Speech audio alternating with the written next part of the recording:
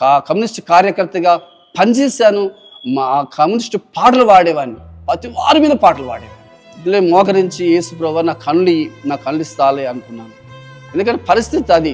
నేను అప్పటికే ఒకసారి పుర్ల మందు దాగాను, ఒకసారి ఉరి పెట్టుకున్నాను, చచ్చిపోతాం. కళ్ళు పోయినాక బతకడం చాలా కష్టం. మరి బైబిల్ చూసి చెప్తారు అందరూ, నేను చూడక చెప్తామని దేవుడు చెప్పాడు. అర్హతగా నేను చూడకనే చెప్తున్నాను.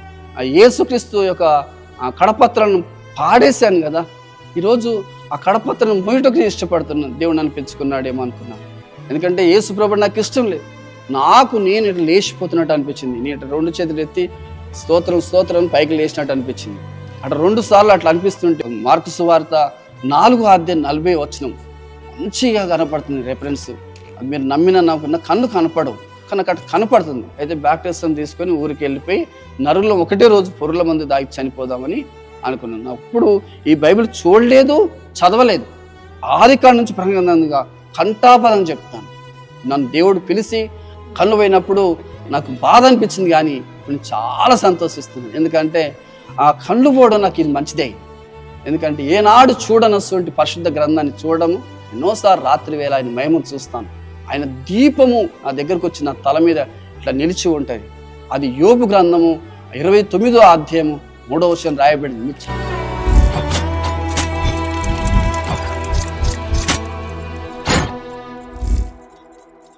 Praise the Lord. నేను మీ తమ్ముడు జోషిని. ఇప్పుడు ఏలూరు నుంచి హైదరాబాద్ రావడం జరిగింది. క్రీస్తుకి బహు వ్యతిరేకంగా జీవిస్తున్న ఈ యొక్క అయ్యగారు తన జీవితంలో నడు రోడ్డు మీద కళ్ళు అకస్మాత్తుగా పోవడం, తనకున్న ఆస్తినంతా అమ్ముకోవడం, ఇప్పటికి స్టిల్ అయ్యగారికి కళ్ళు లేవు. అటువంటి వ్యక్తి దేవుని చేతిలో ఎలా వాడబడుతున్నారు అనేది ఈ సాక్ష్యం తప్పకుండా మొదటి నుంచి చివరి వరకు చూడండి. కొండ మీద ఒక రాయి మీద బండ మీద బోరేయమంటే ఈ యొక్క అయ్యగారు బోరేయడం, అది అందరికీ ఆశ్చర్యమే. ఒక రాయి మీద బోరేస్తే వాటర్ వస్తుందని చెప్పి అందరూ విమర్శకార్థంగా మాట్లాడిన రోజుల్లో అదే రీతిగా ఎవరి మాట కాదనుకోకుండా అదే రీతిగా బోరేయడం, నీళ్ళు రావడం, చుట్టుపక్కల ఎక్కడ కూడా బోరు లేకపోవడం. దేవుడు ఈ యొక్క అయ్యగారిని ఎలా వాడుకుంటున్నారో. రెండో విషయం, బైబిల్ కళ్ళు లేని ఈ యొక్క అయ్యగారు బైబిల్ ఆదికాండం నుంచి ప్రకటన గ్రంథం వరకు ప్రతీది కూడా బలిపీఠంలో నుంచి చూడకుండా బోధించే ఈ అయ్యగారి జీవిత సాక్ష్యం. దేవుని ఎలా అంగీకరించారు, దేవుడు ఎలా నడిపించుకుంటూ వస్తున్నారు, దేవుడు ఇప్పుడు ఎన్ని సంఘాలకి ఈ అయ్యగారిని అధ్యక్షులుగా ఉంచారు, ఈ అయ్యగారి ద్వారా ఇంకెంతమంది సేవకులు లేవబడ్డారనేది ఈ సాక్ష్యంలో మొదటి నుంచి చివరి వరకు చూడండి. ఇంకా అనేక మందికి షేర్ చేయండి. ప్రైజ్ లార్డ్ అయ్యగారు, మిమ్మల్ని కలవడానికి చాలా సంతోషం. ఈ సాక్ష్యం చూస్తున్న వీక్షకులకు, వింటున్న నాకు కూడా ఈ యొక్క సాక్ష్యం పంచుకోవాలని, ముఖ్యంగా మీ సాక్ష్యం వినడం వల్ల నేను ఇంకా అనేక విషయాల్లో బలపడుతున్నాను. మీ యొక్క సాక్ష్యం పంచుకోమని కోరుచున్నాను అయ్యగారు. దేవునికి స్తోత్రం. మంచిది. దేవుడు నా పట్ల చేసిన మేళ్లను మీద పంచుకుంటున్నాను.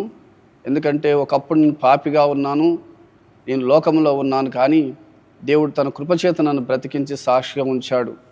నేను మా స్వగ్రామము ఎల్లగిరి, చౌటుపల్లి మండలం, యాదాద్రి జిల్లా. అక్కడ మేము 4 అన్నదమ్ములము. మా ఇంటి పేరు రెక్కల వెంకటరెడ్డి అంటారు నన్ను. ఆ రీతిగా నేను జీవిస్తున్నాను. ఒక పొలము, పశువులు, ట్రాక్టరు, అన్ని సంపదలు ఉన్నాయి. ఒక రైతుకు ఉండవలసినవి ఉన్నాయి. కానీ లోకంలో నేను జీవిస్తున్నప్పుడు అనేక గ్రంథాలు కూడా చదివాను. రామాయణం, మహాభారత, భట్టి విక్రమార్క, అప్పున్న చింతమణి, బ్రహ్మంగారి చరిత్ర కూడా చదివాను. పుస్తకాలు చదివి నాకు ఇష్టము.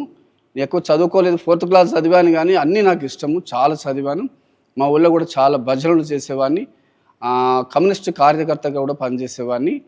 ఆ రీతిగా నేను జీవిస్తున్నప్పుడు నాకు 95లో మా పొలం దగ్గరికి కారు వచ్చింది.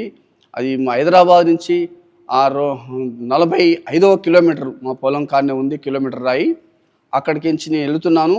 ఒక సహోదరు నాకు కనపడి పిలిచారు. అక్కడ కారు ఆపినారు. పిలిచి నాకు ఒక పేపర్ ఇచ్చినారు. చూస్తే దాని మీద సిలువ ఉంది. సిలువ అంటే ఇది మన కులము కాదు, మన దేవుడు కాదు, మన మతము కాదు కదా. దాన్ని చూసి కింద పడేసింది. దాని మీద ఏమి రాత ఉందో నేను చదవలేదు, కానీ సిలువ గుర్తు కనపడగానే మాత్రం కింద పడేస్తాను. అది వెళ్ళిపోయాను. కరెక్ట్ ఈ సంవత్సరానికి మరి నేను అక్కడికి నుంచి వస్తున్నాను. నా కళ్ళు కనపడకుండా పోయినాయి. అకస్మాత్తుగా కళ్ళు మెరిచి వెళ్ళిపోయినాయి. ఆ కంటి చూపు పోయింది. నేను ఇంటికి వచ్చి ఒక్కడినే వస్తున్నాను. అదే సాయిగ మీద మాకు తెలిసిన దారే కానీ ఇంటికి వచ్చాను. చెప్పాను, మా అన్న వాళ్ళకి చెప్పాను. ఎవరు చెప్పినా వాళ్ళు ఏమనుకున్నారంటే నటిస్తున్నాడు అనుకున్నారు. కానీ నాకు నటన కాదు, నిజంగా కళ్ళు పోయినాయి. ఆ కనపడకుండా పోయినాయి. అప్పుడు మా అన్న హైదరాబాద్లో కామినీ హాస్పిటల్కి ఉంటాడు. ఆయన నన్ను అనేక చోట్ల హైదరాబాద్లో ఉన్న కంటి డాక్టర్లు హాస్పిటల్ అన్నీ తిరగని చోట లేదు, ప్రతి చోట తిరిగాను. నాకు పొలం ఉంది, అప్పటికి ట్రాక్టర్ ఉంది, మరి పశువులు ఉన్నాయి, మా పాష బంగారం కూడా ఉంది. కానీ అవన్నీ అమ్ముకున్నాను. అవన్నీ అమ్ముకొని నా కంటి వైద్య కోసం చూపించాను. మా అక్క అనేక చోట్ల భూత వైద్యుల దగ్గర తీసుకెళ్ళేది, నెత్తి కొరిగిచ్చింది, నెత్తికి ఏమో రాశారు, అన్ని చోట్ల మంత్రాలు కూడా చేసినారు. ఎన్ని చేసినా నా కంటి చూపు రాలేదు, చేతపాటు చేసి కళ్ళు పోయినాయని మా అక్క అట్లా చెప్పింది. చాలా చోట్ల మా బంధువులు కూడా అనుకున్నారు. ఆ పరిస్థితిలో నేను ఎక్కడికి తిరిగినా కంటి వైద్యము నాకు ఎక్కడ కనపడలేదు. హైదరాబాద్లో ఉన్న డాక్టర్లు అందరికీ చూపించుకున్నాను. కంటి డాక్టర్ ఎలి ప్రసాద్ కానీ, సరోజిని హాస్పిటల్ కానీ, ఇంకా చాలామంది డాక్టర్ దగ్గర చూపించుకున్నాను. కానీ ఏ డాక్టర్ కూడా నాకు ఈ వైద్యం వల్ల నీ కంటి చూపు వస్తుందని చెప్పలేదు. మనకి ఎట్లుంటుందంటే ఇంత టెక్నాలజీ కన్ను తీసి కన్ను పెడతారు కదా అనుకుంటారు, కానీ నాకు ఆ పరిస్థితి కూడా లేదు. ఎందుకంటే నా కళ్ళు బాగున్నాయి. ఆ కళ్ళు ఇప్పుడు చూసినా ఏ డాక్టర్ చూసినా కంటి బాగుంది, కన్ను మంచిగానే ఉంది, మరి కంటి చూపు ఎందుకు లేదనేది మాకు డాక్టర్ చెప్పలేకపోయినారు. కానీ అయినప్పటికీ అలా పరిస్థితుల్లో 1 సంవత్సరం లోపు నేను జీవిస్తున్నాను. ఆ కంటి వెనక 1 సంవత్సరం ఉన్నాం మా ఊళ్ళో. 1996లో నా కళ్ళు పోయినాయి. 2వ నెల 6వ తారీఖు రోజు నేను 97 ఆగస్టు 15 తారీఖు వరకు నేను మా ఊళ్ళోనే ఉన్నాను. అయితే స్కూలు మాకు 2 కుమారులు, పెద్ద ఆయన పేరు సురేందర్ రెడ్డి, రెండో పేరు రవీందర్ రెడ్డి. ఆయనకు చదువు చెప్పే ఒక టీచర్ చెప్పింది యేసుప్రభు నమ్ముకోమని. నాకు యేసుప్రభు అంటే ఇష్టం లేదు. ఆయన కంటి చూపు వల్ల ఆ కంటి చూపు కనపడుతుంది, దేవుడు అద్భుతం చేస్తాడని ఆమె చెప్తే నాకు ఇష్టం లేదు. కానీ ఆ మాట బలవంతంగా నేను వచ్చి ఒక 40 రోజులు ఉండిపోదామని వచ్చాను హైదరాబాద్కు. ఎందుకంటే నేను చాలా వరకు గ్రంథాలు చదివాను, బైబిల్ మాత్రం చదవలేదు, బైబిల్ చూడలేదు, బైబిల్ ఎన్నడూ నాకు తెలియదు, నాకు ఇష్టం కూడా లేదు. నా జీవితంలో బైబిల్ అనేది నాకు ఇష్టం లేదు, క్రైస్తత్వం అంటే నాకు ఇష్టం లేదు. ఆ మత గ్రంథం అనుకున్నాను, లేదా అది ఒక దేశానికి చెందిన దేవుడు అనుకున్నాను. కానీ ఆయన దేవుడు అని నాకు తెలియదు, ఆయన గ్రంథం నేను చదవలేదు, చూడలేదు. ఆ రకంగా నా కళ్ళు పోయిన తర్వాత నేను హైదరాబాద్ మహాపట్నానికి నన్ను తీసుకొని వచ్చి అక్కడ ఒక టీచర్ గారి దగ్గర ప్రార్థన చేయించారు.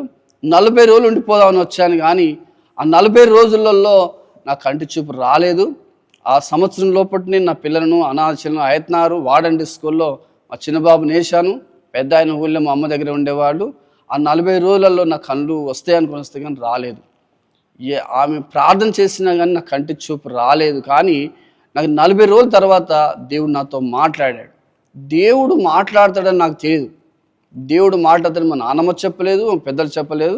దేవుడు మాట్లాడేది మాకు తెలియదు. కానీ ఆమె చెప్తుంటే, సువర్ణ గారు ఆమె చెప్తుంటే నాకు ఆశ, దేవుడు ఎట్లా మాట్లాడతాడని నా మనసులో ఒక దేశంగా అనిపించేది. దేవుడు మనసుతో మాట్లాడతాడా అనుకున్నాను, కానీ మనసులో ఉండేది ఆమె ఎట్లా మాట్లాడతాడు అనుకున్నాను. కానీ 40 రోజుల తర్వాత దేవుడు నాతో మాట్లాడాడు. మీరు నమ్మినా నమ్మకపోయినా దేవుడు నాతో మాట్లాడు. ఎట్లా మాట్లాడంటే, బాబు నువ్వు భయపడకు, నువ్వు నా సేవ చేయాలని చెప్పాడు. సేవ అంటే నాకు తెలియదు ఇంతవరకు, సేవ అంటే మాకు తెలియదు, బైబిల్ అంటే నాకు తెలియదు. అట్లా 3 సార్లు మాట్లాడితే 3వసారి నేను చాలా ఏడ్చుకున్నాను. ఆ స్థితి నాకు అట్లా అనిపించింది. ఊరికి వెళ్ళిపోదామని చనిపోదామనుకున్న నేను మరి ఆ దేవుడు మాట్లాడిన తర్వాత ఆ రోజు పాషమ్మ గారి దగ్గరికి వెళ్ళి అడిగాను, మరి అమ్మ దేవుడు నాతో ఇట్లా మాట్లాడుతున్నాడు, నాకు సరైన పడుతుందంటే, నాకంటే నువ్వు ధన్యుడమని చెప్పింది. అప్పుడు మా నమ్మి బ్యాప్టిజం తీసుకుంటే రక్షణ పొందుతారు, నమ్మని మనకు శిక్ష అని చెప్పి వాక్యం చెప్తే, నేను బ్యాప్టిజం తీసుకుంటే తాయితలు కడతారేమో లేదా యాంధ్ర కడతారేమో అనుకున్నాను. కానీ ఆమె అనుకుని బ్యాప్టిజం ఇవ్వంటే ఆమె ఇవ్వనన్నది. ఆ బ్యాప్టిజం ఇస్తే పరలోకం పోతానని చెప్పింది ఆ సువర్ణ గారు. అయితే బ్యాప్టిజం తీసుకొని చనిపోదాం అనుకున్నాను. బ్యాప్టిజం తీసుకొని మా ఇంటికి పోయి చనిపోదాం అనుకున్నాను. ఎందుకంటే బ్యాప్టిజం తీసుకుంటే పరలోకం అని చెప్తున్నారు, బ్యాప్టిజం ఎట్లా చనిపోవాలి కదా, నేను చనిపోదామని తీర్మానం చేసుకున్నాను. ఏ రకంగా అప్పుడు మా భార్యకి ఏం చెప్పానంటే, బ్యాప్టిజం తీసుకున్నా మనం ఇంటికి వెళ్ళిపోయి చనిపోదాం, నేనైనా చనిపోతాను, నీ ఇష్టం ఉంటే బ్రతికితే బ్రతకండి నువ్వు నీ కొడుకులు, కానీ నేనైతే చనిపోతా ఏదో ఒక రోజు. ఈరోజు మనం చంపకుండా నన్ను బతికిస్తారేమో, కానీ ఈరోజు ఒక రోజు నేను చనిపోతాను అని చెప్తే ఆమె అన్నది, నువ్వు పోయినాక నన్ను ఎవరు బ్రతకనిస్తారు, మనం నలుగురం ఒకటే రోజు చనిపోదాం.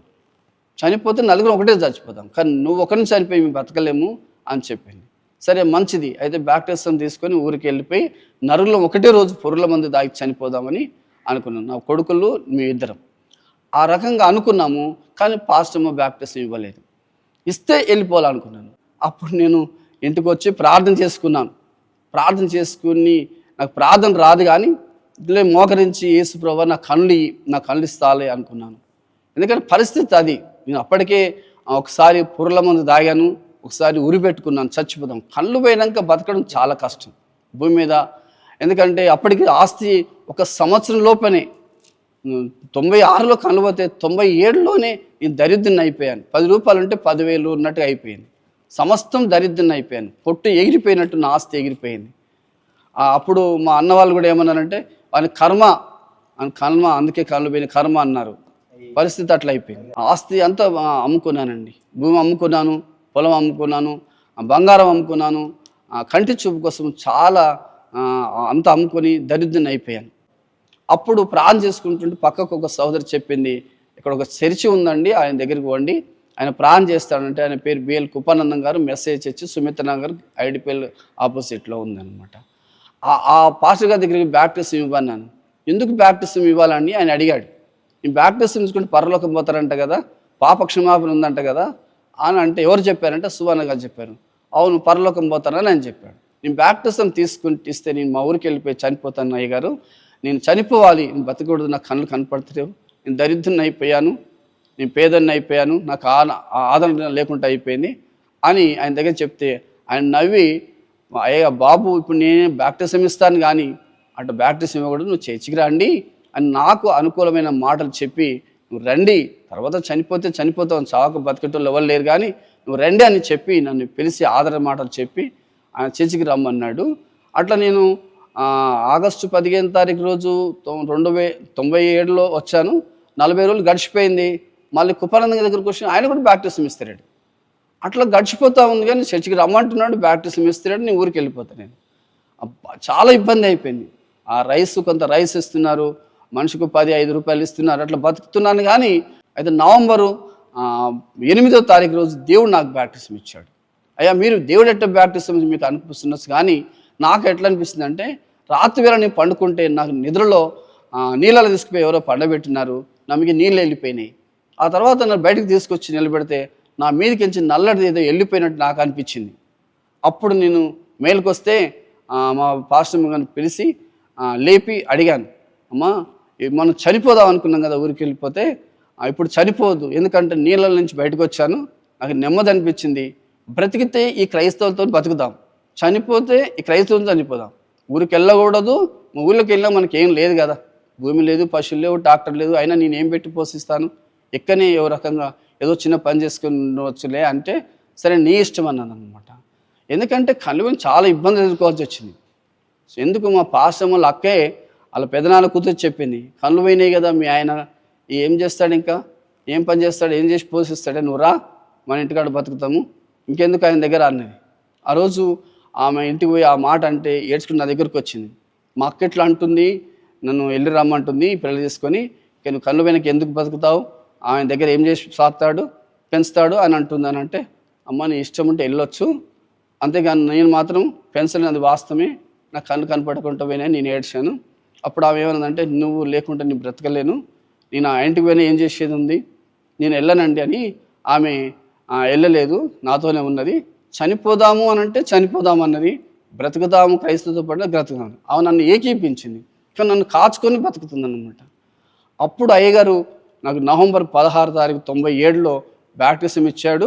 ఆ పక్కనే విశాల స్కూల్ అని మేడం గారు నన్ను వాళ్ళ ఇంట్లోకి తీసుకొని ఆదరించి, ఆమె నా కొడుకుని పెద్ద ఆయన ఇంట్లో పెట్టుకొని నా భార్యను ఆయన పనికి పెట్టుకొని అటు బతికించింది. అట్లా నేను బ్రతుకుతున్నాను బ్రదర్. ఆ రీతిగా నేను యేసుప్రభు దగ్గరకు వచ్చాను. కానీ దేవుడు నాతో మాట్లాడుకుంటూనే వస్తున్నాడు, నన్ను ఆదరించుకుంటూ వస్తున్నాడు. ఐడిపిఎల్ ప్రాంతంలో నేను వచ్చిన తర్వాత కూడా వస్త్రహీనునిగా ఉండిపోయాను, బట్టలు లేకుండా అయిపోయాను, బట్టలు కూడా అడుకున్నాను, పాత బట్టలు అడుకున్నాను, కొత్తవి కూడా కాదు, పాత బట్టలు అడుకున్నాను, చెప్పులు లేకుండా తిరిగాను, అన్నం లేకుండా తిరిగాను, చాలా ఇబ్బంది పడ్డాను. రక్షణ పొందినాక కూడా అంతా మనకి ఎంత ఆదరించే వాళ్ళు అంత ఉండరు కదా, మా ఇంటికాడికి ఏ సహాయం లేదు, ఎవరు నన్ను పట్టించుకోలేదు. ఆ రకంగా నేను జీవిస్తున్నాను. ఒకరోజు మా ఊరికి వెళ్ళాను. ఊరికి వెళ్తే రసూల్ అని ఒక ముస్లిం బ్రదర్ ఉండేవాడు, మంచోడు ఆయన. కానీ ఆయన ఒక మాట ఏమన్నంటే, నీ కళ్ళు పోయినాయిరా, నువ్వు పాపం చేసావు, నీకు అందుకే నీ కళ్ళు పోయినాయి అన్నాడు. నేను అప్పుడు యేసుప్రభు నమ్ముకున్నాను, సంవత్సరం అయింది. ఆ బ్రదర్ మాటలు నాకు భయమైంది. నేను ఏడ్చాను. ఇంటికి వచ్చి ఏడ్చుకున్నాను. మళ్ళీ హైదరాబాద్కి వచ్చినాను. మా పాస్టర్ గారు చెప్పాను. చెప్తే ఆయన కూడా ఏం కాదులే, అట్నే ఎక్కిరిస్తారా అన్నాడు. కానీ నాకు బాధ ఉంది. కళ్ళు పోయినాయి, పాపం చేశాడు, నువ్వేం పాపం చేసావని ఎక్కిరించావు. నేను ఏ పాపం చేశాను? పాపుల రక్షకుడు అని బైబిల్ చెప్తుంది. మా పాస్టర్ గారు చెప్తున్నాడు, పాపాన్ని క్షమించే దేవుడని. నేను ఏ పాపం చేశాను ప్రభువా అని నేను చాలా ప్రార్థన చేసుకున్నప్పుడు ఒకరోజు రాత్రి నాకు ఒక కల పడుతుంది అనమాట. ఏం కలబడుతుందంటే, యోహాను సువార్త 9వ అధ్యాయము మీరు మొదటి 2 వచనాలు చదివించుకో, 3 వచనాలు చదివించుకో అన్నాడు. అని అంటే నాకు వినపడుతుంది అది కథలో. మీరు నమ్మినా నమ్మకపోయినా ఇది సజీవ సాక్ష్యం నాది. నేను నమ్మినా నమ్మకపోయినా సజీవ సాక్ష్యం. అప్పుడు ఆ మాట నాకు ఆశ్చర్యం అనిపించి నాకు లేచి చదివించుకుంటే అక్కడ ఏముందనంటే, ఆయన మార్గమున పోవుచుండగా పుట్టుగ్రుడ్డి అయిన ఒక మనుష్యుడు కనబడెను. ఆయన శిష్యులు, బోధకుడా, వీడు గ్రుడ్డివాడై పుట్టుటకు ఎవడు పాపము చేసెను? వీడా వీని కన్నవారా అని ఆయనను అడుగగా, యేసు, వీడైనను వీని కన్నవారైనను పాపము చేయలేదు, కానీ దేవుని క్రియలు వీని యందు ప్రత్యక్షపరచబడుటకే వీడు గ్రుడ్డివాడుగా పుట్టెను. అవునండి, ఆ మాట అక్కడ రాయబడింది. అప్పుడు నేను అనుకున్నాను, ఇతడు పాపం చేయలేదు, ఇతడు తల్లిదండ్రులు పాపం చేయలేదు, దేవుని క్రియలు ప్రత్యక్షపడికే ఇతడు గుడ్డివాడిగా పుట్టెను అని రాయబడింది. నేను అనుకున్నాను, ప్రభువా, నీ కార్యాలు ప్రత్యక్షపడికే నేను గుడ్డివాడిని అయ్యానా? ఎందుకు అనంటే, నేను ఒకరోజు యేసుక్రీస్తు యొక్క కడపత్రాలను పాడేశాను కదా. ఈరోజు ఆ కడపత్రం మోయటకు నేను ఇష్టపడుతున్నాను. దేవుడు నన్ను పెంచుకున్నాడేమో అనుకున్నాను. ఎందుకంటే యేసు ప్రభు నాకు ఇష్టం లేదు. ఆ పేపర్ని పడేసి వెళ్ళిపోయాను. యేసు నాకు ఇష్టం లేని కానీ దేవుడు నన్ను పట్టుకొని ఈ రీతిగా నన్ను సేవకు పిలుచుకున్నాడు. అయితే అక్కడ గుడ్డివాడిగా పుట్టడం ఎవరు పాపం చేశారని రాయబడింది. ఈ మాట నాకు తేటగా అర్థమైంది. అయితే నేను పాపం చేయలేదు, కానీ దేవుని క్రియలు ప్రత్యక్షపడటకే నేను గుడ్డివాడిగా పుట్టాను అయ్యానని నా మనసుకు నిర్ధారణ చేసుకొని ధైర్యం తెచ్చుకున్నాను. ప్రభువా, నీ చిత్తమని తల వంచి దేవునికి ఉన్నాను. అట 97 నుంచి 2003 వరకు మామూలు విశ్వాసిగా ఉన్నాను. ఇంట్లో ఉండి ప్రార్థన చేసుకునేవాడిని. వాక్యం చెప్పరాదు, కానీ నాకు నేను వాక్యం చెప్పుకుంటుండేది ఒక్కరిని. ఆ రీతిగా 2003 ఏప్రిల్ నెలలో దేవుడు దర్శనమిచ్చి ఇరిమియా గ్రంథం అని చెప్పాడు. ఇరిమియా గ్రంథం అంటే నాకు తెలియదు బ్రదర్, కానీ ఇరిమియా గ్రంథం అంటే నాకు తెలియదు. కానీ ఉదయకాలం లేచి ఆ రేఖ మేడం గారికి చెప్పాను, అమ్మా ఇరిమియా గ్రంథం అంటే ఎక్కడ ఉంటుంది ఏంది అని అంటే, ఏ అధ్యాయం ఏ వచ్చినమని అడిగింది. కానీ ఇరిమియా గ్రంథం అంటే నాకు తెలియదని ఆమె చూపించినప్పుడు నాకు తెలియదు అన్నాను. వచ్చిన అధ్యాయం నాకు తెలియదు. అయితే ఆమె ఒక మాట చెప్పింది, మళ్ళీ ప్రార్థన చేసుకో, నీకు ఎవరు చెప్పారు అదే చెప్తారంటే, ఆ రాత్రి మళ్ళీ ప్రార్థన చేసుకున్నాను. ప్రభా, నువ్వే మాట్లాడితే నాకు మరి ఆ ఇరిమియా గ్రంథం అర్థం ఏందో నాకు చెప్పు, ఏ అధ్యాయం ఏ వచ్చినమని మేడం అడుగుతుందని నోటుగా నాకు నా భాషతోనే అడిగినప్పుడు, మరుసటి రోజు రాత్రి మళ్ళా సేమ్ టైంకు ఆయన ఇరిమియా గ్రంథము అని పడింది. అప్పుడు నేను ఇలాగ లేచి మోకరించి, ప్రభా, ఇరిమియా గ్రంథం ఏ అధ్యాయము ఏ వచనము అని అడిగాను. అప్పుడు 1వ అధ్యాయము 8, 9 వచనాలని రాయబడింది అనమాట. ఇర్మియా 1వ అధ్యాయము 8, 9 వాక్యాలు. వారికి భయపడకుము, నిన్ను విడిపించుటకు నేను నీకు తోడై ఉన్నాను, ఇదే యెహోవా వాక్కు. అప్పుడు యెహోవా చెయ్యి చాపి నా నోరు ముట్టి ఇలాగు సెలవిచ్చెను, ఇదిగో నేను నీ నోట నా మాటలు ఉంచియున్నాను, పెళ్లగించుటకును విరగొట్టుటకును నశింపజేయుటకును పడద్రోయుటకును కట్టుటకును నాటుటకును నేను ఈ దినమున జనముల మీదను రాజ్యముల మీదను నిన్ను నియమించియున్నాను. దేవునికి స్తోత్రం. అయితే ఆ మాట రాయబడింది. తెల్లారి లేచి ఆ మాట తీసుకొని నేను ఉదయం 8:30కి పాస్టర్ గారి దగ్గరికి వెళ్ళాను. ఆయన ఇంకా రెడీ కాలేదు. ఆ రోజు శనివారం ఉపవాస ప్రార్థన. అయితే ఏందో నాతానీల్ అని, నేను బ్యాప్టిజం తీసుకుని నా పేరు నాతానీల్ అని పెట్టారు. ఆ బ్యాప్టిజం తీసుకోక ముందుకు నా పేరు వెంకటరెడ్డి. నాతానీల్ ఎందుకు పెట్టాడంటే, ఆయన ఏమన్నాడంటే, గొప్ప కార్యాలు చూస్తావు, రాబోయే కాలంలో గొప్ప కార్యాలు చూస్తావు, అందుకే నీ పేరు నాతానీల్ అని పేరు పెడుతున్నాను చెప్పాడు. ఆ రోజు ఏమన్నా నాతానీల్ ఏం త్వరగా వచ్చావు అన్నాడు. ఆయన నాకు ఇర్మియా గ్రంథం వినపడుతుంది అన్నాను. అంటే ఇర్మియా గ్రంథం వినపడుతుందా, ఏ అధ్యాయం అన్నాడు. 1వ అధ్యాయం 8, 9 వచ్చిన అనగానే, నాకంటే నువ్వు ధన్యుడు అన్నాడు. ఎందుకు అయ్యగారు అన్నాను. నన్ను సేవకు పిలిచాడు దేవుడు, నేను ప్రవక్తగా పిలుస్తున్నాను. ప్రవక్త అంటే మనకు తెలియదు, నాకు ప్రవక్త అంటేనే తెలియదు. ఆ మాట చెప్పాడు, నా తల మీద నెత్తి మీద చేతులు పెట్టి ఇంచుమించు 15 నిమిషాలు ప్రార్థన చేశాడు. నా శరీరం మండుతుంది, చెమట గారిపోతుంది, పెదవులు నాలిక తిమ్మిరేసినట్టు అనిపించింది. అయితే ఆయన చేతులు తీస్తలేడు, ప్రార్థన ఆపుతలేడు. ఆ తర్వాత ఆయన చేతులు తీసి దేవుడు నిన్ను ముట్టాడు బాబా అన్నాడు. ఆ రోజు నాకు ఆశ్చర్యం అనిపించింది. ఈరోజు నేను దేవుడు ముట్టాడు కనుక ఈరోజు నుంచి నువ్వు వాక్యం చెప్పొచ్చు, దేవుడు నీకు మాటలు అందిస్తాడు అని చెప్పాడు. అని ఉపవాస ప్రార్థనకి వెళ్ళాము. ఆ మాట చెప్పిన తర్వాత ఉపవాస ప్రార్థనలో వాక్యం చెప్పినాడు, ప్రార్థన చేసుకున్నాడు. నోరు తెరిస్తే నీ నోట దేవుడు మాటలు ఇస్తాడని ఇరిమియా గ్రంథాన్ని ఆ రోజు చెప్పాడు.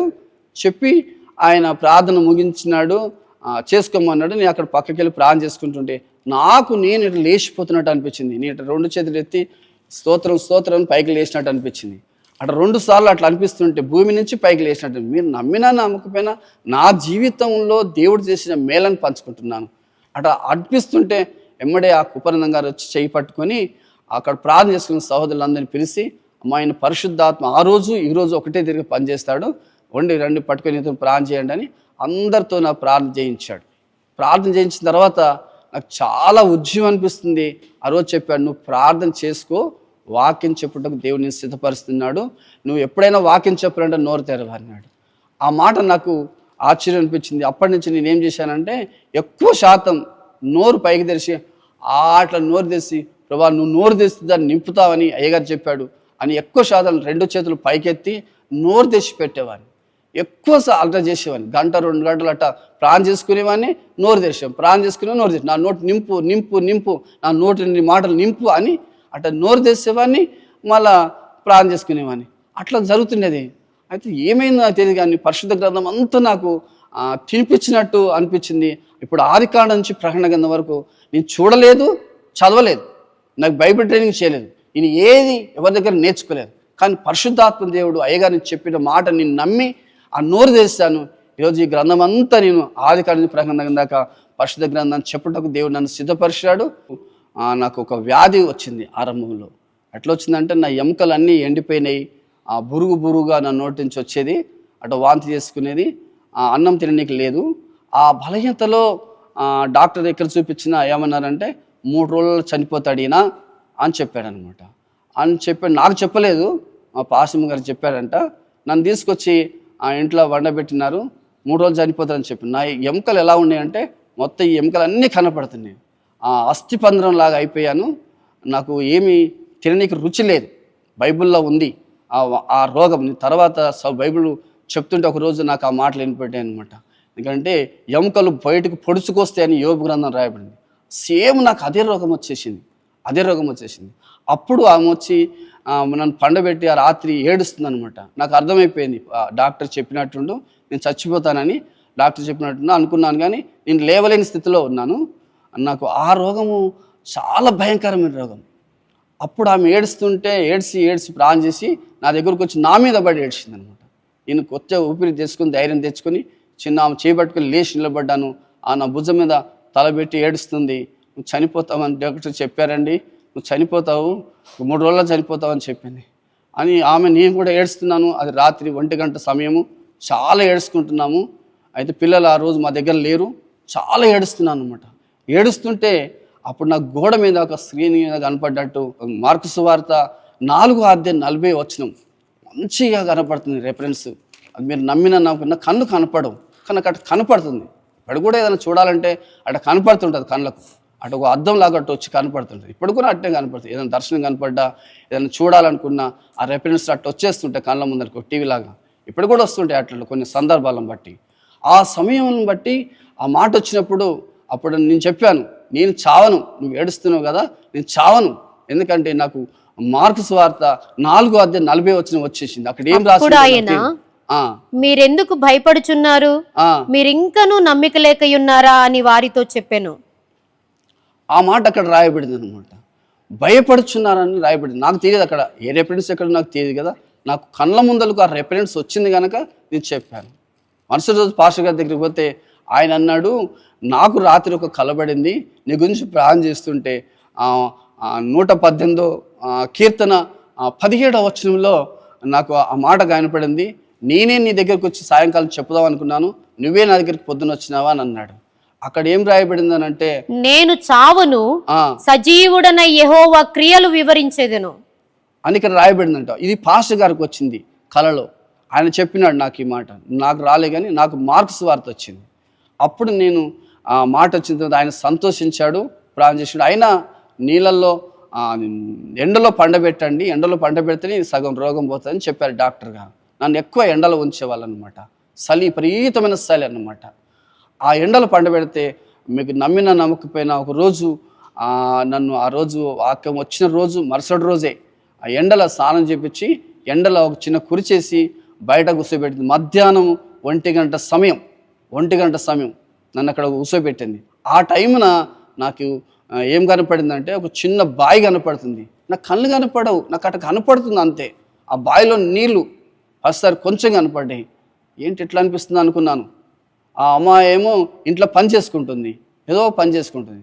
రెండోసారి సగం బావి నిండా సగం నీళ్ళు వచ్చినాయి, అట్లా కనపడింది. అట్లా చూస్తున్నాను, కళ్ళకి అట్ట అనిపిస్తుంది. మూడోసారి బావి నిండి ఎగిరి నా ముఖం మీద పడ్డాయి ఆ నీళ్లు ముఖం మీద పడగానే నాకు ఒక గొప్ప బలం వచ్చినట్టు అనిపించింది. ఇది మధ్యాహ్నం వేళలో నాకు వచ్చిన దర్శనము అనుకోవచ్చు, లేకపోతే దేవుడు నన్ను దర్శించిండు అనుకోవచ్చు. మీరు నాకు ఆ భాష నాకు అర్థం కాదు కానీ చెప్తున్నాను. ఆ నీళ్ళు ఎప్పుడు పడ్డాయో నేను లేచి హల్లెలూయా అన్నాను అనమాట. హల్లెలూయా అని లేచి నిలబడ్డాను. ఇంట్లో ఉన్న ఆమె పరిగెత్తుకుంటూ వచ్చి ఎందుకు ఏమైందనంటే, నాకు నీళ్ళు వచ్చిన మీద పడ్డాయి, నాకు ఒక బలం వచ్చినట్టు అనిపిస్తుందమ్మా అని అంటే, దేనికి స్తోత్రం అని ఇంట్లోకి తీసుకొని కూర్చోబెట్టింది. కొద్దిగా టీ రాసుకుని తాపించింది, వేడికి తాపించింది. ఆ రోజు నుంచి నాకు తెలియని బలం నా శరీరం వచ్చింది. నా శరీరం నిజంగా అంత బలం వచ్చేసింది. 15 రోజులలో ఆ వ్యాధి విడిచిపోయింది. 15 రోజుల వ్యాధి. చనిపోతాడని చెప్పిన డాక్టర్ ఇప్పుడు చనిపోయాడు, కానీ నేను మాత్రం బతికే ఉన్నాను. నాకు ఆ వ్యాధి వచ్చిన తర్వాత 15 రోజులు దేవుడు ఆ నీళ్లు నా ముఖం మీద పడ్డ తర్వాత, దేవుడు ఆ వాక్యం ఇచ్చిన తర్వాత 15 రోజులు నాకు తిరిగి నాకు బలం యథావిధిగా వచ్చేసింది. అప్పటి నుంచి ఇప్పటి వరకు ఆ వ్యాధి కానీ ఆ బలహీనత నాకు లేదు. దేవుడిని సంపూర్ణంగా స్వస్థపరిచాడు. నా శరీరంలో ఏ వ్యాధి కనపడతలేదు. దేని స్తోత్రం. అట్లా నేను బాగుపడ్డాను. ఆ తర్వాత సేవకు వచ్చాను. సేవకు వచ్చిన తర్వాత కూడా ఈ ఇంద్రాయిడ్స్లో చిన్న వాక్యం చెప్తుంటే కూడా ఈ చుట్టుపక్కల ఒక సహోదరులు 2-3 కలిసి ఆయన బైబిల్ ట్రైనింగ్ చేయలేదు, చూడలేదు, బైబిల్ సర్టిఫికెట్ లేదు, ఆయన ఎలా వాక్యం చెప్తాడు, అసలు దగ్గర నేర్చుకోవచ్చా అన్నట్టుగా చాలా విమర్శ కూడా అన్నారు. అంటే మా పాస్టర్ గారికి చెప్పాను. ఆయన ఒక మాట అన్నాడు, బైబిల్ ట్రైనింగ్ అంటే సర్టిఫికెటే కదా బాబు, సర్టిఫికెట్ అయితే నేను ఇస్తాను. దేవుడు నిన్నే పిలిచాడు, దేవుడు తన మాట నీ నోట పెట్టాడు. నువ్వు ఎవ్వరికి భయపడొద్దు, ఎవరు ఎక్కిరిచ్చినా నువ్వు భయపడద్దు, నువ్వు మాత్రం వాక్యం చెప్పేది మానొద్దు అన్నాడు.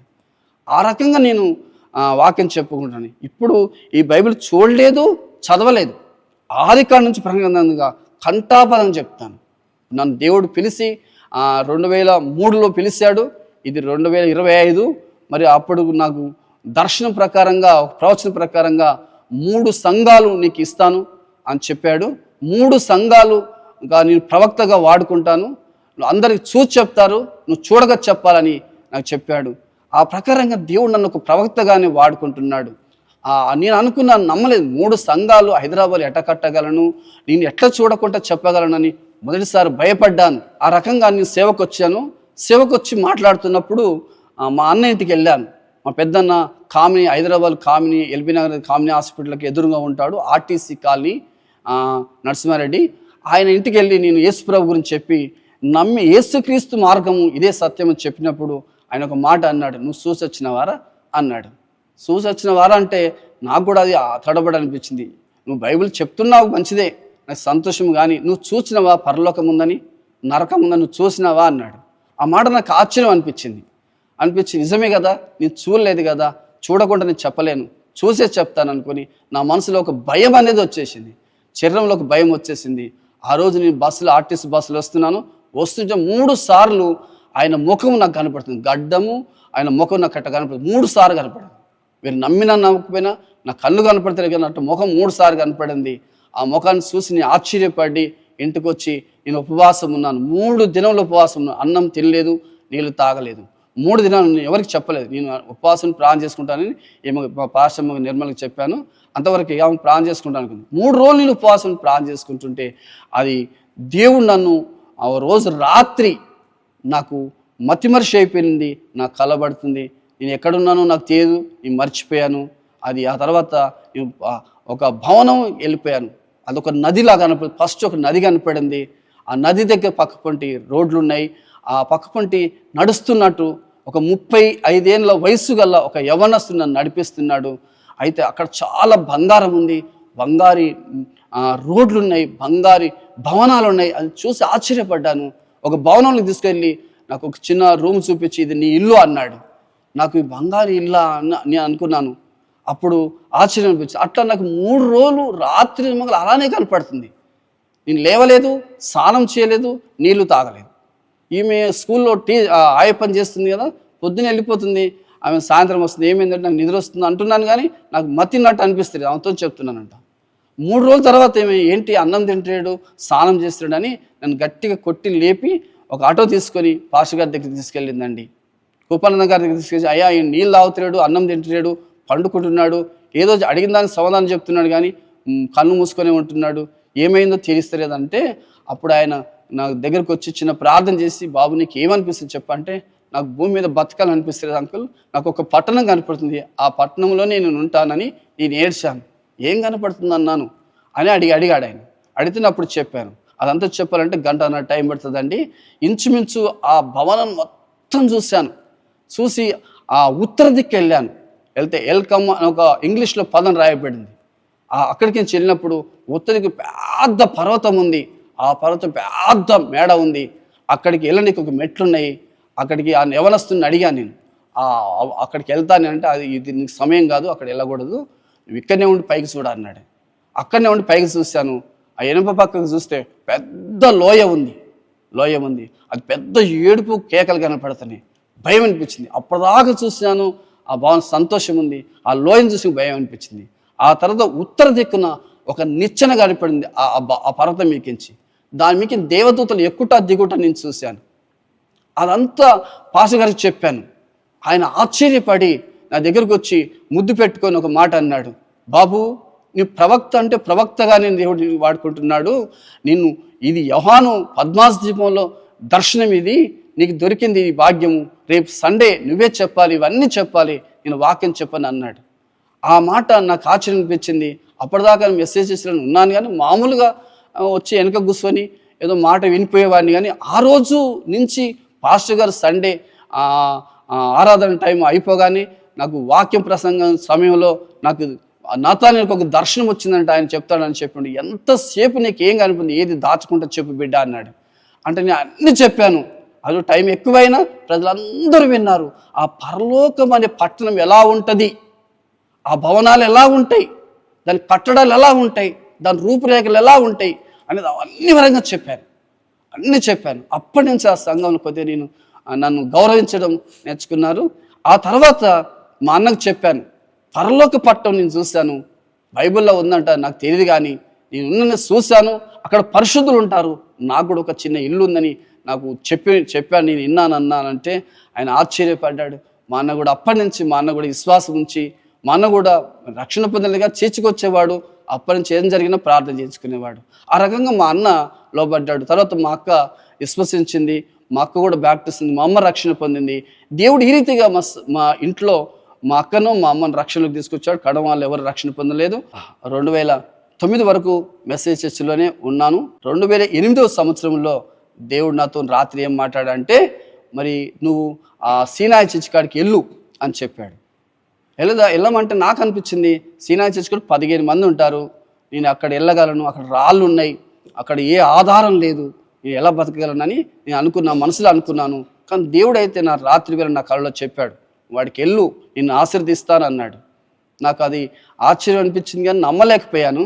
ఓ రోజు మా పెద్దనని పిలిచి నన్ను దేవుడి ఇక్కడికి వెళ్ళమంటున్నాను, తీసుకొచ్చి ఈ సీనాయి చర్చి ఏరియా చూపించాను.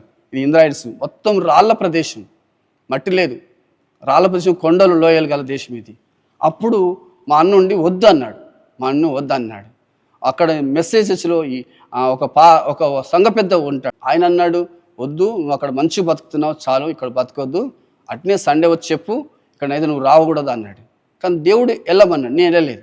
అయితే ఒక రోజు మెసేజెస్లో ఆన్లైన్ పేజ్ జరుగుతుంది, నా కాలుకు ముళ్ళు పెట్టాడు, ఎడమ కాలుకు ముళ్ళు పెడుతున్నాను అన్నాడు. ముళ్ళు పెడుతున్నాడు నాకు అనిపించింది, ముళ్ళు పెడుతున్నాడు నాకు వినపడుతుంది, నా కళ్ళకు కనపడుతుంది. కానీ నాకు అప్పుడేమనిపించలేదు. కానీ ఈ 2008వ సంవత్సరం ముళ్ళు పెడుతున్నా అన్నాడు. సంవత్సరం మొత్తం నన్ను బాధ, అన్ని విషయాల్లో నేను మళ్ళీ ఏడవలసి వచ్చింది. ఎందుకనంటే ఎవరు చూసినా నాకు నా మాట ఇష్టపడతారు. మంచి పేరు తెచ్చుకున్నాను అన్ని ఆ రోజులు సంఘస్థులను విమర్శించడము, ఎక్కిరియడము జరుగుతుంది. మెసేజెస్లో కూడా నా ఇంట్లో కూడా నన్ను సహించకుండా ఉన్నారు. ఎందుకు ఈ శోధన వచ్చింది నాకు తెలియదు. నా కాలు ముళ్ళు అయిపోయింది, దుఃఖం అయిపోయింది. కొడుకులు శోధించబడ్డారు, వ్యాధిగస్తులు అయిపోయారు కొడుకులు కూడా. పెద్ద ఆయన పండుకుంటే బాత్రూమ్ పోసుకుంటున్నాడు నిద్రలోని, చిన్న ఆయన చెయ్యి వంకరపోవడం, ఏడవడము, అట్లా అయిపోతుంది. ఎందుకు ఈ శోధన ఎదురైందో మాకు తెలియదు. ఆ రకంగా మళ్ళా ప్రాణం చేసుకుంటుంటే దేవుడు ఎల్లు అన్నాడు. నాకు అప్పుడు అనిపించింది, నేను ఎట్లా వెళ్ళగలను, అక్కడ ఏ ప్రదేశం లేదనుకున్నాను.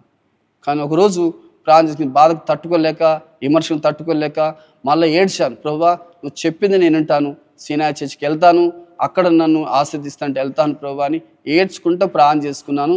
మెసేజ్ వచ్చి ప్రార్థనా గోపురంలో మళ్ళీ ఇంటికి వచ్చి పండుకుంటే ఆ రోజు మధ్యాహ్నం అన్నం తిని పండుకున్న 1:30 అయింది. మీరు నమ్మిన నమ్మకపోయినా ఒక పెద్ద ఆయన వచ్చి నా కాలుకున్న ముళ్ళు తీశాడు. అది ఈంచున్నర ముళ్ళు, తెల్లగా ఉంది. నీ ముళ్ళు తీసేశాను, నువ్వు అక్కడికి వెళ్ళు అన్నాడు. ఆ రోజు నాకు ఆ ముళ్ళు తీసేసిన తర్వాత నాకు తీర్మానం చేసుకున్నాను. అక్కడ తులసి సిస్టర్ గారు ఉండి ఆమెను పిలిపించుకొని ప్రార్థన చేసుకుని వెళ్ళిపోతున్నా అక్కడికి. అక్కడ అంటే సరే బ్రదర్ చెప్పిండుగా వెళ్ళు అన్నది. ఆ జూన్ 12 తారీఖు రోజు తీర్మానం చేసుకుని 13 తారీఖు రోజు సీనాయి చర్చి కాడికి వచ్చాను. వచ్చి ఇక్కడికి వచ్చిన తర్వాత మరి ఇక్కడ 2010లో నవంబర్లో ఇక్కడ చర్చి కట్టమని దేవుడు దర్శనం ఇచ్చాడు. అది ఎలా ఇచ్చాడనంటే, నేను చిన్న చర్చి నడిపిస్తున్నాను, దానికి 2 డోర్లు నేను తెలియదు. రాత్రి వేళ ఆ చర్చిలో కూర్చున్నట్టు దాని మీద కొండరాయి ఉంటుంది, దాని ముందే ఉంటుంది, ఇప్పుడు లేదు కానీ అప్పుడు ఉంది. ఆ కొండ మీదకి ఒక పెద్ద ఆయన వచ్చి నిలబడ్డాడు, పిలుస్తున్నాడు. 3 సార్లు పిలిస్తే నేను రానన్నాను, 2 సార్లు పిలిస్తే రానన్నాడు, 3వసారి రాను గట్టిగా అంటే ఆ భయం పడుకుంటూ వణుకుంటూ ఆయన దగ్గరికి పోయాను. ఆయన అన్నా, నిన్ను ఆశీర్వదిస్తాను, నిన్ను గొప్ప చేస్తాను, ఈ ప్రాంతంలో నువ్వు మందిరం కట్టాలి అని నన్ను చేయి పట్టుకుని నన్ను లేపాడు. అట్లా నాకు కలపడింది, ఆశ్చర్యం అనిపించింది. అది చూసి చాలా సంతోషించు, ప్రభువా ఎంతో గొప్ప దర్శనం ఇచ్చావు, ఎలా మందిరం కట్టాలని అనుకున్నాను. కానీ దేవుడు చెప్పినాడు అన్నమాట. తర్వాత మందిరానికి బునాది వేయాలని ఆశపడ్డప్పుడు చుట్టుపక్కల ఉన్న అనేకులు ఇంత లోయలో ఈ కొండ కింద ఈ పాస్టర్ గారు ఒక పిల్లర్ లేపగలుగుతాడా, ఒక మట్టి లేపుతాడా, ఎట్ట కడతాడు ఈయన మందిరం కడతానంటాడు అని చాలా విమర్శలు కూడా వచ్చినాయి. మా సంఘస్థులు కూడా అలా అన్నారు, ఎట్లా కడతాడు ఈ లోయలు అన్న. చాలా లోయ అండి ఇది, నేను ఉన్న ప్రదేశము, ఈ మందిరం చాలా లోయ. 2 కరెంటు స్తంభాల కిందకి వెళ్ళిపోతే ముందు మాత్రం కొండ మీద చిన్న చర్చి. ప్రభు అన్నాడు ఈ లోయల కట్టమన్నాడు. ఆ లోయల కట్టనీకి నాకు శక్తి లేదు, కళ్ళు కనపడవు, నేను ఎవరిని డబ్బులు అడగలేదు, ఎవరి దగ్గర సాయం లేదు. నేను ఎలా కట్టాలని నేర్చుకుంటూ వస్తే ప్రభు సాయం చేస్తానన్నాడు. ఆయన ఆధారం చేసుకొని నేను ఇక్కడ బునాది ఏటకి సిద్ధపడ్డాను. ఇక్కడికి నుంచి వికారాబాద్ దగ్గర భువనగిరిపల్లి అని ఉంటుంది, అక్కడ పాషకు దర్శనం ఇచ్చి ఆయన వచ్చి దీన్ని బునాదేశాడు. అన్నా నీకు మందిరం కట్టిస్తానని బునాదేశాడు. ఆయన పిల్లర్ల వరకు తీసుకొచ్చాడు. ఆ తర్వాత మెసేజ్ సంఘ పెద్ద వచ్చి ఈ మందిరాన్ని పూనుకొని ఆయనే కట్టి. సోదరులారా, ఇది పెద్ద కొండ, మీరు చూసినా అలా ఉంటుంది. బండ కూడా, కొండ మీద బండ మీద బోరేమని చెప్పాడు. నీళ్లు మాంకాల్ నగర్కి వెళ్ళిపోతున్నాయి, ఇక్కడ బోరేసుకొని నీకు నీళ్ళు ఇస్తా అన్నాడు. నేను నా అలవాటు ఏంటంటే ఏదైనా సరే సంఘస్థలం సండే అయిపోగానే చేతులు పైకెత్తి ప్రార్థించే అలవాటు అన్నమాట. బోరే ఏమన్నాడు కదా అని బోరే ఎక్కడ ఏమన్నాడో అక్కడికి తీసుకుపోయి సంఘస్థలను తీసుకుపోయి చిన్నపిల్లలతో సహా నిలబెట్టి చేతులు పైకెత్తి ప్రార్థన చేయిస్తున్నాడు. అప్పుడు సంఘస్థుల్లో ఒక బ్రదర్ ఉన్నాడు, సుబ్బారావు గారు, లూది అమ్మగారని. వాళ్ళు ఆ ఎండకు తట్టుకోలేక నీడకు వచ్చి, ఏమండి ఈ ఎండ మీద ఈ బండ మీద ఈ పాస్టర్గా నిలబెట్టి ప్రార్థన చేయిస్తున్నాడు, నీళ్లు పడతాయంటావా కొండ మీద అని వాళ్ళ భార్య అడిగిందంట. ఆయన అన్న, నువ్వు నోరు మూసుకోమ్మా, దేవుడు చెప్పానంటున్నాడుగా అయ్యగారు అంటే, ఏ దేవుడు చెప్పిన ఈ కొండ మీద ఈ బండ మీద నీళ్ళు పడతాయా, నేను నమ్మను అని ఆ సహోదరి చెప్పిందంట. వాళ్ళు అనుకున్నారంట భార్య భర్తలు. ఆ తర్వాత అక్కడ బోరే వేసాను, నీళ్లు పడ్డాయి, నీళ్ళు సమృద్ధిగా నీళ్ళు వచ్చినాయి. నాకు ఎంత డబ్బు ఉందో అంతే తీసుకున్నాడు ఆయన. 16,000 ఉన్నాయి, 16,000 తీసుకుపోయాను చేతులు పెడితే ఆయన తీసుకొని సంతోషించాడు. ఇప్పుడు నీళ్లు దాన్ని సమృద్ధిగా నీళ్ళ ఉన్నాయి. మీరు చూసిన పక్కకు, ఇటు పక్కకు, అటు పక్కకు 1300 ఫీట్లు వేస్తున్నారు. కానీ నీళ్ళు బండ మీద మాత్రం నీళ్ళు సమృద్ధిగా ఉన్నాయి. ఇప్పుడు మీరు వచ్చి చూసినా అంత సమృద్ధి నీళ్లను నేను ఎప్పుడూ చూడలేదు. అంత అనమాట. ఇక్కడికి బోరేస్తే కిందికి పోయి సెరలో నీళ్ళు పడ్డాయి బోరేసిన రోజు. ఇప్పుడైతే సమృద్ధి నీళ్ళు వస్తున్నాయి. పిల్లరా, దేవుడు చేసిన కార్యం అలాంటిది. బండ మీద నీళ్ళు పడతాయా, ఈ కొండ మీద ఆశ్చర్యపడ్డారు. కొండ కింద బోరేస్తారు, కొండ వెనుక కోరేస్తారు. పక్కకి కుడి పక్కల 1300 ఫీట్లు వేస్తారు, నీళ్ళు. కానీ దేవుడు తన కృప చేత 550 ఫీట్లకే స్థారమైన నీళ్లు సమృద్ధిలాగా సమస్తం సమృద్ధి అంటాడు. దేవుడు అంటాడు కదా, బండను చిచ్చి సముద్రమంతా సమృద్ధిని ఇస్తానంటాడు. అదేగానే అంత గొప్ప నీళ్లను ఇచ్చినాడు. నీళ్ళు కూడా ఆశ్చర్యమే.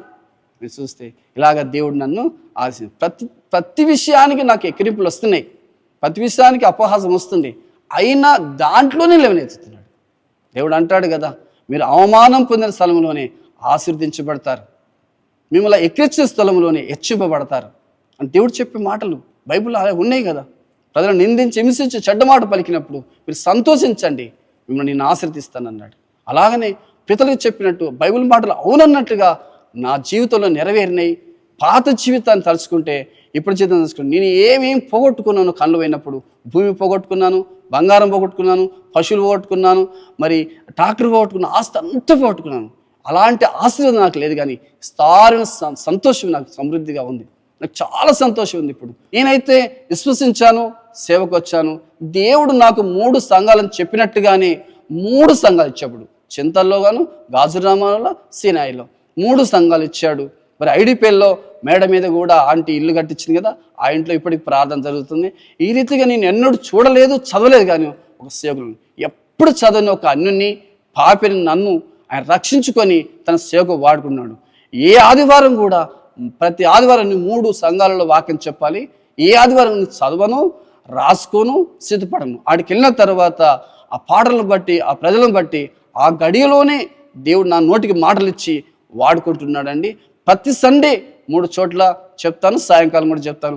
రోజుకు 4 ప్రసంగాలు చేయవలసింది నేను చూడలేదు, చదవలేదు, కానీ దేవుడు నన్ను వాడుకుంటున్నాడు. ఈరోజు ప్రవక్త అనే మాట ఖచ్చితంగా నెరవేరుస్తున్నాడు. అంతే కదా, అనేక చోట్ల వాడుకుంటున్నాడు.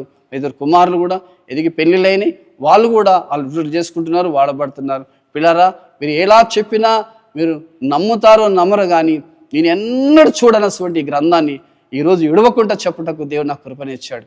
కళ్ళు పోయినప్పుడు ఎందుకు పోయినాయి కళ్ళని ఏడ్చాను, కానీ ఇప్పుడు నేను సంతోషిస్తున్నాను. కళ్ళు పోయినప్పుడు నాకు బాధ అనిపించింది, కానీ ఇప్పుడు నేను చాలా సంతోషిస్తున్నాను. ఎందుకంటే ఆ కళ్ళు పోవడం నాకు ఇది మంచిదే అయింది. ఎందుకంటే ఏనాడు చూడనటువంటి పరిశుద్ధ గ్రంథాన్ని చూడడము, చెప్పడము, ఆ పరిశుద్ధ దేవుని యొక్క మహిమను చూడడం. ఎన్నోసార్లు రాత్రి వేళ ఆయన మహిమను చూస్తాను. ఆయన దీపము నా దగ్గరకు వచ్చి నా తల మీద ఇట్లా నిలిచి ఉంటుంది. అది యోబు గ్రంథము 29వ అధ్యాయము 3వ వచనం రాయబడింది. మీరు చదివినా చదవకపోయినా దేవుడు నాకు మాటలు ఇచ్చాడు. దీపం ఇప్పటికీ నేను పండుకుంటా, దీపం నా తలకాడుకు వచ్చి నిలబడుతుంటుంది. పిల్లరా, ఆ రకంగా మరి దేవుడు నన్ను వాడుకుంటున్నాడు.